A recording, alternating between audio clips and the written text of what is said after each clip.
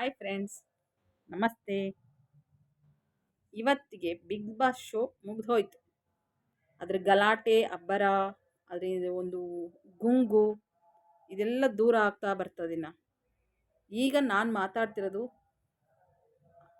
Big boss ಕಿರೀಟನ ಮುಡಿಗೇರಿಸ್ಕೊಂಡ Karthik ಬಗ್ಗೆ. ಹೌದು, ಎಲ್ಲರೂ ಅಂದ್ಕೊಂಡಿದ್ದ ಹಾಗೆ ತುಂಬ ಜನ, ಸ್ವಲ್ಪ ಜನ ಅಂತಲ್ಲ ತುಂಬ ಜನ ಅಂದ್ಕೊಂಡಿದ್ರು ಕಾರ್ತಿಕ್ ಬರಬೇಕು ಅಂತ.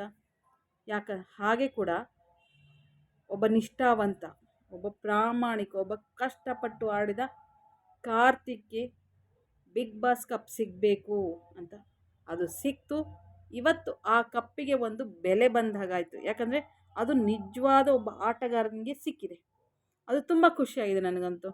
ನನ್ನಲ್ಲೂ ಇದ್ದರು, ನನಗೂ 3 ಜನ ಆಟಗಾರರಿದ್ದರು ನನ್ನ ಲಿಸ್ಟಲ್ಲಿ. ಯಾವಾಗ ನಾನು ಬಿಗ್ ಬಾಸ್ ಸ್ಟಾರ್ಟ್ ಆದಾಗಿಂದ ನೋಡ್ಕೊಂಬಂದಾಗ 3 ಜನ ನನ್ನ ಲಿಸ್ಟಲ್ಲಿದ್ದರು. ಅದ್ರಲ್ಲಿ ಕಾರ್ತಿಕ್ ಕೂಡ ಒಬ್ಬರಿದ್ದರು. ಆದರೆ ಯಾರು ಬರ್ತಾರೆ ಅಂತ ಗೆಸ್ ಮಾಡೋಕ್ಕೆ ಸ್ವಲ್ಪ ಕಷ್ಟ ಆಗ್ತಿತ್ತು. ಯಾಕಂದರೆ ನಾವು ಬೇರೆ ಮೆಸೇಜ್ಗಳು ಎಲ್ಲ ನೋಡ್ತಾ ಇದ್ದಾಗ ಇನ್ನೊಬ್ಬರನ್ನ ಯಾರೋ ಎತ್ತಕ್ಕೆ ಹಾಕ್ತಾಯಿದ್ರು, ಅವ್ರಿಗೆ ಜಾಸ್ತಿ ವೋಟ್ಸ್ ಬರ್ತಿತ್ತು. ಸ್ವಲ್ಪ ನನಗೆ ಅದು ಮನಸ್ಸಲ್ಲಿ ಸ್ವಲ್ಪ ಭಯ ಇತ್ತು. ಅಯ್ಯೋ, ನಾವು ಇವ್ರನ್ನ ಅಂದ್ಕೊಂಡಿದ್ವಿ, ಅವ್ರು ಬರ್ತಾರಾ, ಬೇಡವಾಗಿತ್ತು ಅನ್ನೋದು ಒಂದು ಇತ್ತು. ಯಾಕಂದರೆ ಫಸ್ಟಿಂದ ಲಾಸ್ಟ್ವರೆಗೂ ನೀಟಾಗಿ ಚೆನ್ನಾಗಿ ಆಟದ ಥರ ಆಟ ಆಡ್ಕೊಂಡ್ಬಂದಿದ್ದೆ ಕಾರ್ತಿಕ್. ಸೊ ಇವತ್ತು ನನಗೆ ಖುಷಿಯಾಗಿದೆ. ಇನ್ನು ಅದರಲ್ಲಿ ಬಿಗ್ ಬಾಸಲ್ಲಿ ತುಂಬ ಜನ ಬಂದರು, ಒಂದು 16-17 ಜನ ಬಂದರು. ಅದರಲ್ಲಿ ಕೆಲವರು ಮಧ್ಯೆ ಹೀಗೆ ಉದ್ರಿ ಹೋದರು. ಇನ್ನು ಉಳ್ದವ್ರು ಬಂದರು ಕೊನೆವರೆಗೂ. ಕೆಲವರು ಹತ್ಕೊಂಡು ಬಂದರು, ಕೆಲವರು ಡ್ರಾಮಾ ಮಾಡ್ಕೊಂಡು ಬಂದರು, ಕೆಲವರು ಜೋರು ಗಲಾಟೆ ಮಾತು ಇದೇ ಬೆಸ್ಟ್ ಅಂದ್ಕೊಂಡು ಬಂದರು. ಇನ್ನು ಕೆಲವರು ನಾನು ಲಾಸ್ಟ್ಗೆ ಬಿಗ್ ಬಾಸ್ ವಿನ್ನರ್ ನಾನೇ ಅನ್ನೋ ಭ್ರಮೇಲಿ ಕೂಡ ಬಂದಿದ್ದರು. ಆದರೆ ಆ ಭ್ರಮೇಲಿ ಆ ನಾಟಕದ ಮಾತು, ಆ ಹತ್ಕೊಂಡು ಬರೋದಾಗಲಿ, ಇದು ಯಾಕೋ ಅದಕ್ಕೆ ಸಲ್ಲಿಲ್ಲ. ಅದು ಕೊನೆಗೆ ಅದು ಸಿಗಬೇಕಾಗಿದ್ದು ಒಬ್ಬ ಆಟಗಾರನಿಗೆ ಅದು ಇವತ್ತು ಸಿಕ್ತು.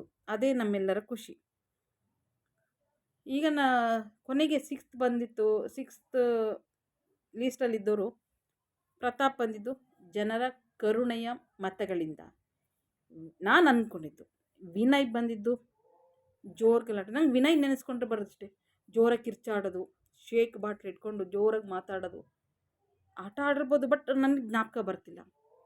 ತುಕಾಲಿ ಕಾಮಿಡಿಯಿಂದ ಬಂದರು. ವರ್ತೂರ್ ಅವ್ರು ನನಗೆ ಇಷ್ಟ ಆಯಿದ್ರು. ಅವರ ಮಾತುಗೂ ಅವ್ರ ಮುಗ್ಧತೆಯಿಂದ ಎಲ್ರಿಗೂ ಇಷ್ಟ ಆದರು. ಓಕೆ. ಸಂಗೀತ ಇದ್ದಿದ್ರಲ್ಲಿ ಓಕೆ, ಅವರು ಆಟ ಆಡಿದ್ರು, ಬಂದರು. ನನಗನ್ಸಿದ್ದು ಫಸ್ಟ್ ಸಂಗೀತ ಬರ್ಬೋದು, ಇಲ್ಲ ಕಾರ್ತಿಕ್ ಬರ್ಬೋದು ನೆಕ್ಸ್ಟು ಅಂತ. ಆದರೆ ನನಗೆ ಯಾವಾಗ ಅವ್ರ ತಂಗಿ ಮತ್ತು ಮಗು ಬಿಗ್ ಬಾಸ್ ಟಿವಿಲಿ ಬಂದು ಕಾರ್ತಿಕ್ ಜೊತೆ ಮಾತಾಡಿದ್ರು, ಅವತ್ತು ನನ್ನ ಮನಸ್ಸು ಸ್ವಲ್ಪ ಚೇಂಜ್ ಆಯಿತು. ಅವು ದೃಢ ಆಯಿತು ನನಗೆ. ಯಾವ ಕನ್ಫ್ಯೂಸ್ ಇತ್ತು 3 ಜನದಲ್ಲಿ ಇವರು ಅಂತ. ಅವತ್ತು ನನಗೆ ದೃಢವಾಗಿದ್ದು ಕಾರ್ತಿಕ್ ಗೆಲ್ಲಬೇಕು ಅಂತ. ಕಾರಣ ಇಷ್ಟೇ, ನಂಗೆ ಆ ಪರಿಸ್ಥಿತಿ ನೋಡಿದಾಗ ಹಾಗೆ ಅನ್ನಿಸ್ತು ಅನಿಸುತ್ತೆ. ಒಬ್ಬ ಕಾರ್ತಿಕ್ ಗೆದ್ದರೆ ಒಂದು ಮನೆ ಚೆನ್ನಾಗಾಗುತ್ತೆ, ಅವ್ರ ಮನೆ ಚೆನ್ನಾಗಾಗುತ್ತೆ ಅನ್ನಿಸ್ತು. ಆಮೇಲೆ ಕೊನೆಗೊಂದು ಅವ್ರ ಅಮ್ಮನಿಗೆ ಹೇಳ್ತಾರೆ ಅವರು, ಸುದೀಪ್ ಸರ್ ಹತ್ರ, ನಮ್ಮ ಅಮ್ಮಂಗೊಂದು ಮನೆ ಕಟ್ಟಿಸ್ಕೊಡ್ಬೇಕು ನಂಗೆ ತುಂಬ ಆಸೆ ಅಂತ. ನಾನು ಅಂದ್ಕೊಳ್ತಿದ್ದೆ ಕೆಲಸ ಮಾಡಬೇಕಾದ್ರೆ ನಮ್ಮ ಅಮ್ಮಂಗೆ ನಾನು ಬಳೆ ಮಾಡಿಸ್ಕೊಡ್ಬೇಕು ಅಂತ. ಅದು ನೆರವೇರಲಿಲ್ಲ. ನಂಗೆ ಯಾರಾದರೂ ತಾಯಿ ಬಗ್ಗೆ ಹೇಳಿದಾಗ, ಮಾತಾಡಿದಾಗ ಅದು ನೆರವೇರಲಿ ಅನ್ನಿಸ್ಬಿಡುತ್ತೆ. ನಾನು ಅವಾಗ ಅದೇ ಕೇಳ್ಕೊಂಡಿದ್ದು, ಅವ್ರ ಆಸೆ ನೆರವೇರಲಿ, ಅವ್ರು ವಿನ್ ಆಗಲಿ ಅಂತ ನಾನು ತುಂಬ ಕೇಳ್ಕೊಂಡೆ. ದೇವರು ನಿಜವಾಗ್ಲೂ ನೆರವೇರಿಸ್ಬಿಟ್ಟ. Thank you so much. ಅವ್ರಿಗೆ ಇದ್ದಿದ್ದಕ್ಕೆ ತುಂಬ ಖುಷಿ ಇದೆ.